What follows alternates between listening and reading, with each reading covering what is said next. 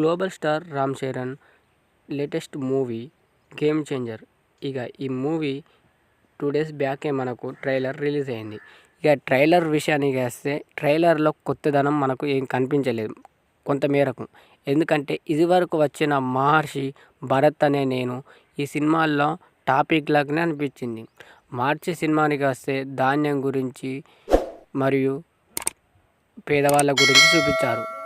మళ్ళీ భరత్ అనే నేను కూడా సేమ్ టు సేమ్ రాజకీయం గురించి ఉంది.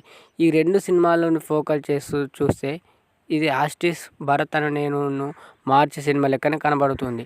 చూడాలి.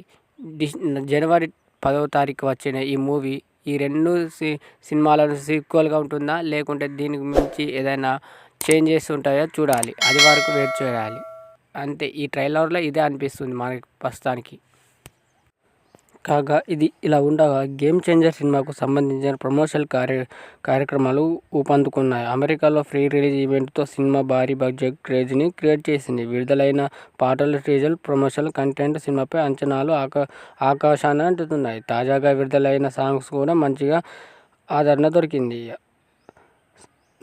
విషయానికి సభ్యుల ప్రదర్శన గేమ్ చేంజర్ సినిమా విషయానికి వస్తే ఈ సినిమా నిడివి 165 నిమిషాలు కంటే 2 గంటల 45 నిమిషాల మధ్య ధర సంబంధించిన కొన్ని పద్యాలపై అభ్యంతరం తెలిపి వాటికి తొలగించామని సూచించారు. చట్ట ప్రకారం కేరళ అనే పదాలను మార్పు చేయాలని కోరారు.